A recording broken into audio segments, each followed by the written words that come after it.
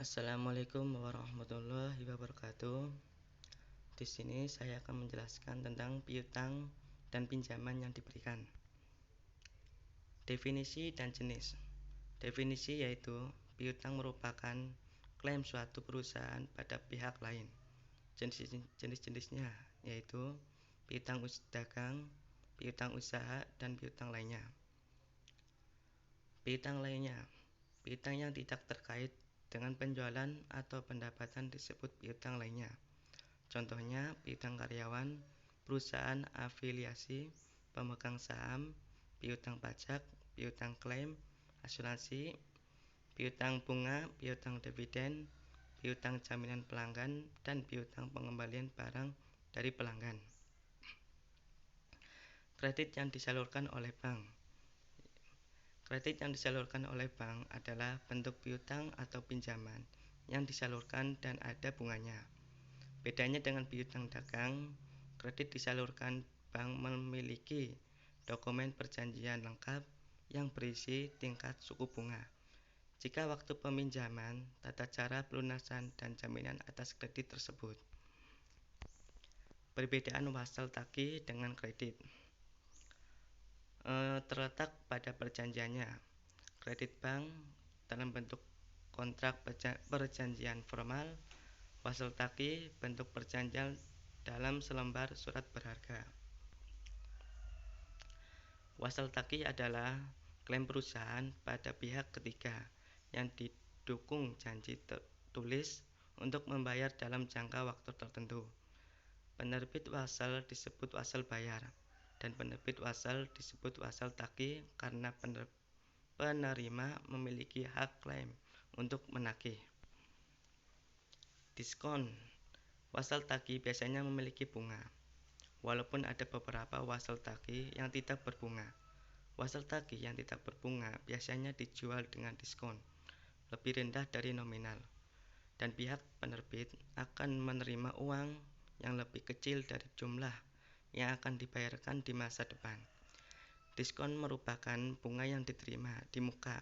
Wasal tagih dapat dijual oleh pemegangnya. Perbedaan wasal tagih dengan obligasi terletak pada keberadaan pasar. Wasal tagih dapat diperjualbelikan, namun tidak ada pasar seperti halnya jual beli obligasi.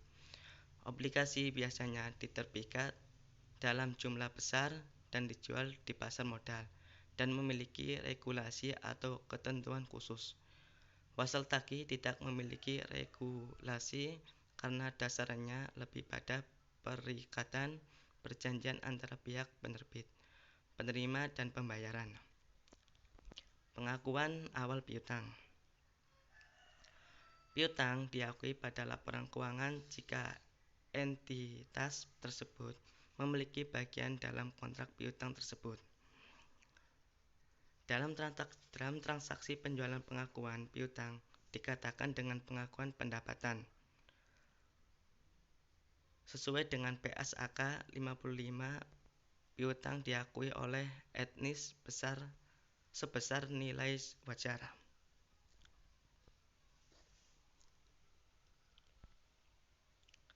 Untuk pengakuan piutang dagang dan piutang usaha, jarang sekali diperhitungkan komponen bunga dari piutang tersebut. Jika waktu antara piutang dan penyebaran relatif pendek, sehingga bunganya kecil dan tidak material. Misalnya, penjualan terjadi pada 1 Februari 2015 sebesar 1 juta. Pembayaran dilakukan pada tanggal 1 Maret 2015. Jika tingkat suku bunga 6%, maka nilai kiannya adalah 995.000, dan jika pembayarannya lebih cepat, maka nilai kininya mendekati 1 juta.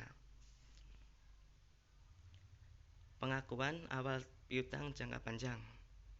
Piutang dagang dan piutang usaha jangka panjang maka harus dicatat sebesar nilai kini dan kas di masa mendatang. Jika piutang tersebut tidak berbunga, maka akan dihitung dengan menggunakan tingkat suku bunga pasar pada suatu pendapatan tersebut diterima. Pengakuan setelah perolehan. Pengakuan termasuk kategori aset keuangan, pinjaman yang diberikan dan piutang. Menurut PSAK 55 revisi 2013, LR diukur berdasarkan biaya perolehan yang dimortisasi dengan menggunakan suku bunga efektif.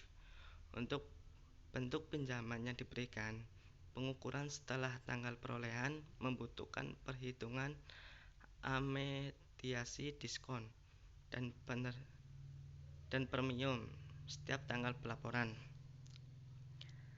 Amortisasi tersebut akan menyesuaikan nilai tercatat piutang, sehingga nilai piutang akan menunjukkan biaya perolehan yang diamortisasi.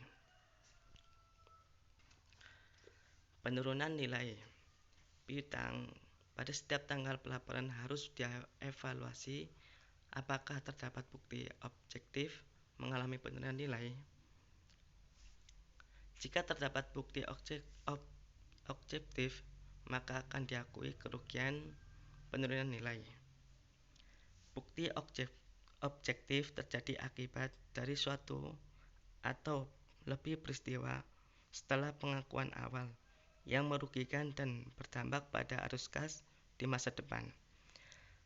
Peristiwa yang menyebabkan penurunan nilai meliputi data dan informasi yang didapat di observasi yang memiliki perhatian pemegang aset. Nah, peristiwa yang menyebabkan penurunan nilai yaitu adalah piutang. Yang pertama, piutang tidak dilunasi pada saat jatuh tempo. Yang kedua, bunga dan pokok tertunggak dalam beberapa kali termin pembayaran. 3. Peminjam dinyatakan pilit oleh pengadilan. 4. Memburuknya kondisi ekonomi yang menyebabkan kemampuan membayar pihak peminjam. Penghentian pengakuan. Penghentian pengakuan akan menyebabkan nilai piutang dan pinjaman tidak lagi dicatat dalam laporan keuangan. Secara sederhana, penghentian pengakuan akan terjadi ketika kontrak tersebut berakhir dan dipenuhi. PSAK 55 secara spesifik menyebutkan entitas menghentikan pengakuan aset keuangan dan hanya jika 1. Hak kontraktual atas arus kas yang berasal dari aset keuangan tersebut berakhir. Yang kedua, entitas mentransfer aset keuangan yang memenuhi kriteria penghentian pengakuan. Pengungkapan piutang terbagi menjadi 3, yaitu pengungkapan kebijakan akuntansi, pengungkapan rincian piutang yang menjelaskan angka dalam laporan keuangan pokok dan menjelaskan lain yang material dan signifikan.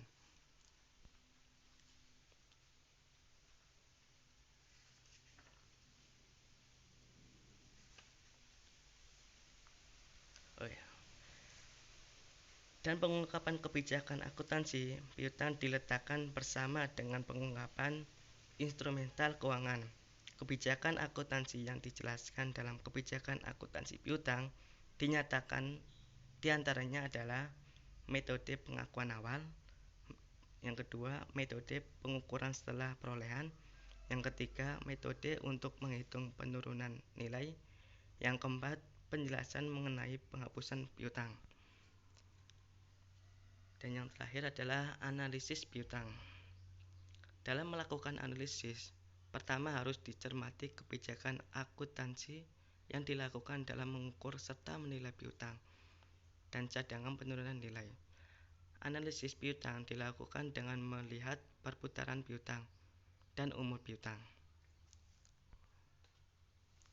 Sekian dari saya.